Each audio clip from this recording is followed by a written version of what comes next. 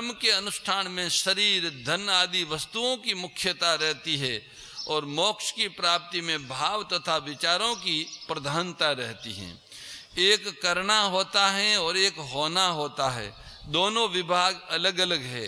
करने की चीज है कर्तव्य और होने की चीज है फल। मनुष्य का कर्म करने में अधिकार है, फल में नहीं। कर्मण्येवाधिकारस्ते महाफलेषु कदाचन। तात्पर्य है कि होने की पूर्ति प्रारब्ध के अनुसार अवश्य होती है, उसके लिए ये होना चाहिए, ये नहीं होना चाहिए, ऐसी इच्छा नहीं करनी चाहिए। जो होना है वो होगा ही होगा। और करने में शास्त्र तथा लोक मर्यादा के अनुसार कर्तव्य कर्म करना चाहिए। करना पुरुषार्थ के अधीन है और होना प्रारब्ध के अधीन है। होना और करना दोनों अलग अलग विभाग है। तो करना है वो पुरुषार्थ के अधीन है, होना है वो प्रारब्ध के अधीन है। इसलिए मनुष्य करने में स्वाधीन है और होने में पराधीन है। मनुष्य की उन्नति में खास बात है करने में सावधान रहे। मनुष्य जो अपनी उन्नति और विकास करना चाहे तो प्रत्येक क्रिया में, प्रत्येक प्रवृत्ति से पूर्व सावधान हो जाए। जो करने में सावधान रहेगा उसको होने में प्रसन्नता अपने आप मिलेगी। सावधान होकर किए गए कर्मों का फल अप्रसन्नता नहीं होता है, प्रसन्नता ही होता है। करने में सावधान और होने में प्रसन्न रहे। क्रियामान, संचित और प्रारब्ध तीनों कर्मों से मुक्त होने का क्या उपाय है? प्रकृति और पुरुष ये दो है। प्रकृति सदा क्रियाशील है पर पुरुष में कभी परिवर्तन रूप क्रिया नहीं होती। प्रकृति से अपना संबंध मानने वाला प्रकृतिस्थ पुरुष ही कर्ता भोक्ता बनता है। जब वह प्रकृति से संबंध विच्छेद कर लेता है, अपने स्वरूप में स्थित हो जाता है, तब उस पर कोई भी कर्म लागू नहीं होता है। प्रारब्ध संबंधी अन्य कुछ बातें हैं जो आज हम लोग उसकी चर्चा संपन्न कर दें, उसके बाद आने वाले दिन से दूसरा प्रसंग प्रारंभ होगा। कुछ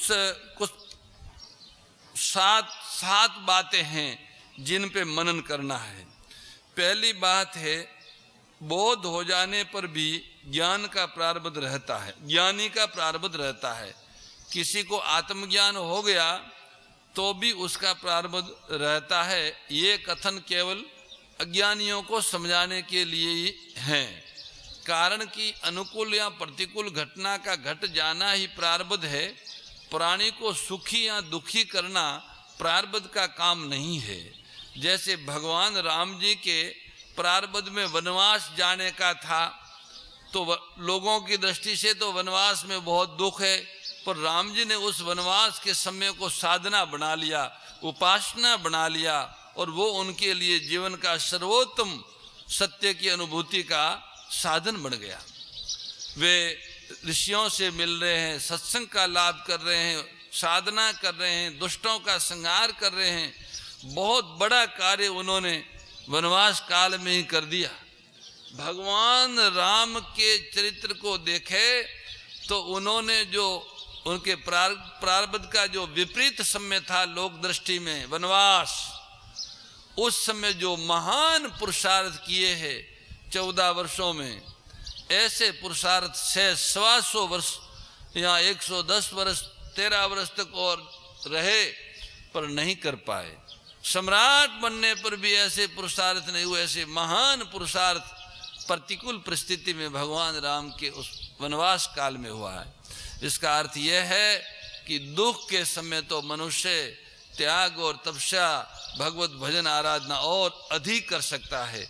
दुख को वो जो ज्ञानी होता है वो दुख को ही अपनी उपासना बना लेता है, साधना बना लेता है। वो अवसर मिल रहा है कि ठीक है अब भजन होगा, तो उनको दुख नहीं होता। प्रतिकूलता से उन्हें दुख नहीं होता। प्रतिकूल प्रारब्ध आने पर भी जिनको आत्म तत्व का बोध हो गया है वे लोग दुखी नहीं होते। प्राणी को सुखी या दुखी करना प्रारब्ध का काम नहीं, ये तो अज्ञान का काम है। सुख दुख के समय को काट लेते हैं दोए, ज्ञानी काटे हंसकर अज्ञानी काटे रोए। अज्ञान मिटने पर मनुष्य सुखी दुखी नहीं होता, उसे केवल अनुकूलता प्रतिकूलता का ज्ञान होता है, बुरा भला का ज्ञान होता है। ज्ञान होना दोषी नहीं है, सुख दुख रूप विकार होना दोषी है। इसलिए ज्ञानी का प्रारब्ध नहीं होता। जैसे प्रारब्ध होता, ये दूसरी बात है, जैसा प्रारब्ध होता है वैसी बुद्धि बन जाती है। जैसे एक ही बाजार में एक व्यापारी माल की बिक्री कर देता है और एक व्यापारी माल खरीद लेता है, बाद में जब बाजार भाव तेज हो जाता है तब बिक्री करने वाले व्यापारी को नुकसान होता है तथा खरीदने वाले को व्यापारी को मुनाफा हो जाता है। और जब बाजार भाव मंदा हो जाता है तब बिक्री करने वाले व्यापारी को नफा होता है तथा खरीदने वाले व्यापारी को नुकसान होता है। अतः खरीदने और बेचने की बुद्धि प्रारब्ध से बनती है। नफा या नुकसान का जैसा प्रारब्ध होता है उसी के अनुसार पहले बुद्धि बन जाती है, जिससे प्रारब्ध के अनुसार फल भोगताया जा सके। परंतु खरीदने और बेचने की क्रिया न्याय युक्त की जाए अथवा अन्याय युक्त की जाए, इसमें मनुष्य स्वतंत्र है, क्योंकि ये क्रियामान कर्म है, न्याय कर्म है, प्रारब्ध नहीं है। तीसरी बात, एक आदमी के हाथ से गिलास गिरकर टूट गया तो ये उसकी असावधानी है या प्रारब्ध है। कर्म करते समय तो सावधान रहना चाहिए, पर जो हो गया उसे पूरी तरह से प्रारब्ध होनहारी मानना चाहिए, अच्छा हो चाहे बुरा हो, पर जो हो गया है उस पे माथा नहीं पीटना चाहिए, वो उसको प्रारब्ध समझ के समाधान करना चाहिए। उस समय जो ये कहते हैं कि यदि तू सावधानी रखता तो गिलास न टूटता, इससे ये समझना चाहिए कि आगे से मुझे सावधानी रखनी है, दोबारा ऐसी गलती न हो जाए। वास्तव में जो हो गया उसे असावधानी न मानकर होनहार मानना चाहिए। इसलिए करने में सावधान और होने में प्रसन्न रहे। चौथी बात, प्रारब्ध से होने वाले कुपथ्य से होने वाले रोग में क्या फर्क है? एक प्रारब्ध से रोग होता है और एक अखाद्य के खाने से रोग होता है। कुपथ्य जन्य रोग दवाई से मिट जाता है, परंतु प्रारब्ध जन्य जो रोग है वो दवाई से नहीं मिटता है, कितनी दवाई कराओ। हाँ, मां मृत्युंजय आदि का जप और यज्ञ आदि अनुष्ठान करने से प्रारब्ध जन्य रोग भी कट सकता है, अगर अनुष्ठान प्रबल हो तो। रोग के दो प्रकार है, आदि मानसिक रोग और व्याधि शारीरिक रोग। आदि के भी दो भेद, एक तो शोक चिंता आदि और दूसरा पागलपन। चिंता शोक आदि तो अज्ञान से होते हैं, पागलपन प्रारब्ध से होता है। अतः ज्ञान होने पर चिंता शोक आदि तो मिट जाते हैं, पर प्रारब्ध के अनुसार पागलपन हो सकता है। हाँ, पागलपन होने पर भी ज्ञानी के द्वारा कोई अनुचित शास्त्र निषिद्ध क्रिया नहीं होगी। ऐसे कई ज्ञानी महापुरुष हुए, प्रारब्ध वशो बाद में पागल हो गए, पागल की तरह बैठे रहे, पर उनके द्वारा शास्त्र निषिद्ध क्रियाएं नहीं हुई। पांचवी बात, आकस्मिक मृत्यु और अकाल मृत्यु में क्या फर्क है? कोई व्यक्ति सांप के काटने से मर जाए, अचानक ऊपर से गिरकर मर जाए, पानी में डूबकर मर जाए, हार्ट फेल होने से मर जाए, किसी दुर्घटना आदि से मर जाए, तो ये उसकी आकस्मिक मृत्यु है। स्वाभाविक मृत्यु की तरह आकस्मिक मृत्यु भी प्रारब्ध के अनुसार आयु पूरी होने पर ही होती है।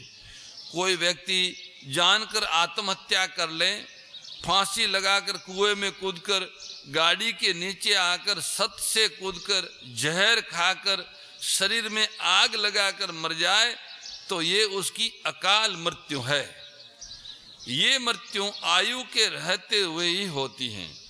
आत्महत्या करने वाले को मनुष्य की हत्या का पाप लगता है। इस तरह से कोई आत्महत्या करता है, फांसी लगा के, कुआं में कूद के, गाड़ी के नीचे पड़ के, सत से कूद के, जहर खा के, शरीर में आग लगा के, तो ऐसे आत्महत्यारे को मानव हत्या का अलग से और पाप लगता है। अतः ये नया पाप कर्म है, ये प्रारब्ध नहीं, ये प्रारब्ध से नहीं मरा, ये इसने नया पाप कर्म किया है। अनजान में न चाहते हुए अनचाहे जो होता है, पानी की बाढ़ आ गई और डूब गए, रास्ते में जा रहे थे सांप काट गया, अचानक हार्ट फेल हो गया, गाड़ी टकरा गई, तो इस तरह जो मृत्यु, इसको आकस्मिक मृत्यु कहते हैं। इसमें प्रारब्ध काम करता है, पर चला के जो मौत करते हैं आत्महत्या, वो प्रारब्ध नहीं है, वो नया कर्म है। मनुष्य शरीर परमात्मा प्राप्ति के लिए मिला है, उसको आत्महत्या करके नष्ट करना बड़ा भारी पाप है, मानव हत्या से भी बड़ा पाप है।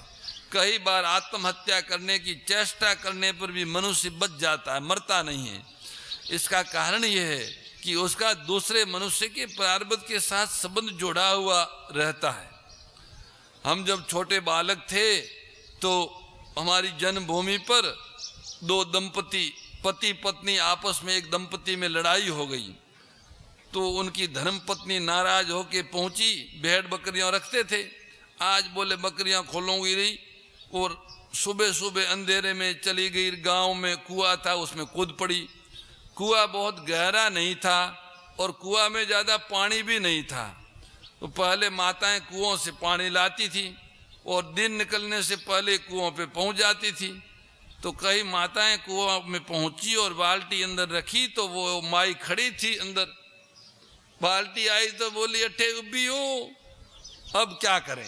माताएं डर गई बाल्टियां छोड़ छोड़ के भागी, बोले कुआं में कोई बोल रहा है। फिर आदमी लोग बत्ती लेके गए, दिन भी प्रकाश हो गया। अरे बोले ये तो अमुक है। फिर उसको बाहर निकाली, कोई ज्यादा चोट वगैरह भी नहीं आई थी। बोले अब देखो मरे भी नहीं और पता भी लग गया कि ये मरने गए थे। तो कई बार आत्महत्या की चेष्टा करने पर भी नहीं मरते हैं। इसका कारण ये है कि वो उसके साथ में बच्चे या पति कोई न कोई किसी का प्रारब्ध जोड़ा हुआ है, अभी उनके शरीर से वो कार्य कराने बाकी है। भगवान जब तक उसको उस शरीर से वो कार्य नहीं कराएंगे तब तक उनका शरीर छूटेगा नहीं। जैसे भविष्य में कोई आदमी जो है, उसके कोई पुत्र होने वाला है, गृहस्थी है, और वह आत्महत्या करने का प्रयास करे, तो उस आगे होने वाले लड़के का प्रारब्ध उसको मरने नहीं देगा, क्योंकि उनसे कोई बालक का जन्म होना है। अगर उस व्यक्ति के द्वारा भविष्य में कोई विशेष अच्छा काम होना है, राष्ट्र की सेवा, समाज की सेवा, अच्छा काम होने वाला है, लोगों का उपकार होने वाला है, अथवा इसी जन्म में इसी शरीर में प्रारब्ध का कोई उत्कट भोग, बड़ा सुख या दुख आने वाला हो, तो आत्महत्या का प्रयास करने पर भी वो मरेगा नहीं, उससे आत्महत्या हो नहीं पाएगी। छठी बात, एक आदमी ने दूसरे आदमी को मार दिया तो ये उसने पिछले जन्म के वैर का बदला लिया, और मरने वाले ने पुराने कर्मों का फल पाया। फिर मारने वाले का क्या दोष है? इसका समाधान ये है कि मारने वाले का दोष है, दंड देना शासन का काम है, सर्वसाधारण का नहीं है। एक आदमी को 10 बजे फांसी मिलनी है और एक दूसरे आदमी ने उस फांसी की सजा पाने वाले आदमी को जल्लादों के हाथों से छुड़ा लिया और ठीक 10 बजे उससे कत्ल कर दिया। ऐसी हालत में उस कत्ल करने वाले आदमी को भी फांसी होगी, क्योंकि ये आज्ञा तो राज्य ने जल्लादों को दी थी, पर तुम्हें किसने आज्ञा दी कि तुम इन्हें मारो? मारने वाले को ये याद नहीं है कि मैं पूर्व जन्म का बदला ले रहा हूँ, फिर भी मारता है, तो ये उसका दोष है। दूसरे को मारने का अधिकार किसी को भी नहीं है, मरना कोई भी नहीं चाहता। दूसरे को मारना अपने विवेक का अनादर है। मनुष्य मात्र को विवेक शक्ति प्राप्त है और उस विवेक के अनुसार अच्छे या बुरे कार्य करने में भी वो स्वतंत्र है। अतः विवेक का अनादर करके दूसरों को मारना अथवा मारने की नियत रखना दोष है। यदि पूर्व जन्म का बदला एक दूसरे ऐसे ही चुकाते हैं तो ये ये कभी बंदे नहीं होगा। वो मरेगा तुम्हें मारेगा, तुम जन्मोगे उसको मारेगा, ऐसे एक दूसरों को मारते रहोगे, फिर मनुष्य की कभी मुक्ति होगी ही नहीं। पिछले जन्म का बदला अन्य सांप आदि योनियों में लिया जा सकता है, मनुष्य योनि बदला लेने के लिए नहीं मिली। बदला लेना हो तो सांप बन जाओ, कुत्ता बन जाओ और कुछ बन जाओ। मनुष्य शरीर मिला है, बदला लेने के लिए नहीं मिला। हाँ, ये हो सकता है कि पिछले जन्म का हत्यारा व्यक्ति हमें स्वाभाविक ही अच्छा नहीं लगेगा, बुरा लगेगा, परंतु बुरे लगने वाले व्यक्ति से भी द्वेष करना या उसे कष्ट देना दोष है, क्योंकि ये नया कर्म है। जैसा प्रारब्ध है उसके अनुसार उसकी बुद्धि बन गई, फिर दोष किस बात का? बुद्धि में जो दोष है उसके वश में हो गया, ये दोष है उनका। बुद्धि में जो दोष आवे उस दोष के वश में व्यक्ति को नहीं होना चाहिए। वो उस बुद्धि में आए हुए दोष के अधीन हो गया, यही उसका दोष है। उससे चाहिए कि वह उसके वश में न होकर विवेक का आदर करे। श्री गीता जी भी कहती है कि बुद्धि में जो राग द्वेष है उनके वश में न रहे। सातवीं और अंतिम बात प्रारब्ध विषय की यह है कि प्रारब्ध और भगवत कृपा में क्या अंतर है। प्रारब्ध और भगवत कृपा के अंतर को समझना है। इस जीव को जो कुछ मिलता है वो प्रारब्ध के अनुसार मिलता है, पर प्रारब्ध विधान के विधाता स्वयं भगवान है। कारण कि कर्म जड़ होने से स्वतंत्र फल नहीं दे सकते, वे तो भगवान के विधान से ही फल देते हैं। आसुर भाव विनाशिनी नाशिनी तमरजनी, ओ मैया नाशिनी तमरजनी। दैवी सद्गुणदायिनी, दैवी सद्गुणदायिनी, हरि रसिका सजनी। ओम जय भगवद्गीते समता त्याग सिखावनी, हरि मुख की बानी। ओ मैया हरि मुख की बानी, सकल शास्त्र की स्वामी, सकल शास्त्र की स्वामी, श्रुतियों के रानी। ओम जय भगवद्गीते। परम श्रद्धेय गौरीशी स्वामी श्री दत्त शरणानंद जी महाराज की प्रेरणा व मार्गदर्शन में विश्व के सबसे बड़े गौ सेवा संस्थान श्री गोधाम महातीर्थ पथमेड़ा द्वारा संरक्षित लाखों बीमार, विकलांग, वृद्ध एवं अशक्त गोवंश वेद लक्षणा गोमाता की सेवा के साथ साथ भारतीय गोवंश का संरक्षण, संपोषण, संवर्धन एवं उनसे प्राप्त पंचगव्यों का परिष्करण व विनियोग करना, घर घर गोपालन, गो अभ्यारण्य, घास चारा उत्पादन हेतु गोचर भूमि का विकास, गोपालन लोक संस्कृति के पुनर्जागरण हेतु वेद लक्षणा गो महिमा का प्रचार प्रसार करना तथा गोपालक किसानों के स्वावलंबन हेतु गो कृषि अन्न एवं गो दुग्धान का गुणवत्ता युक्त बाजार तैयार करना श्री गोधाम महातीर्थ का पावन उद्देश्य है। आप सभी दान दाता श्री गोधाम महातीर्थ पथमेड़ा द्वारा संचालित गो सेवा महाअभियान में बढ़ चढ़कर सहयोग कर लाखों बीमार, विकलांग, वृद्ध एवं अशक्त गोवंश के गोग्रास सेवा हेतु श्री गोधाम महातीर्थ पथमेड़ा लोक पुण्यार्थ न्यास के बैंक ऑफ बड़ौदा खाता संख्या 084901000238827 IFSC कोड BARB 0 ASHRAM शाखा आश्रम रोड अहमदाबाद में गोग्रास सेवा निमित्त जमा कर सकते हैं। अधिक जानकारी के लिए संपर्क करें 7742093179 7665059999 7073000151।